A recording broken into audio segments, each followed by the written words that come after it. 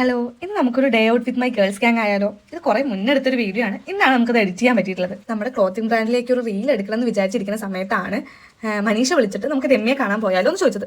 അപ്പോൾ ഞങ്ങൾ ഇന്ന് ആ ഒരു സമയത്തിന് അവരുടെ ഹെൽപ്പോട് കൂടി തന്നെ നമുക്ക് റീൽ എടുക്കാമോ എന്ന് വിചാരിച്ചിട്ട് ഞാനും അതുപോലെ തന്നെ മഞ്ഞയും കൂടെ പോയിരുന്നു.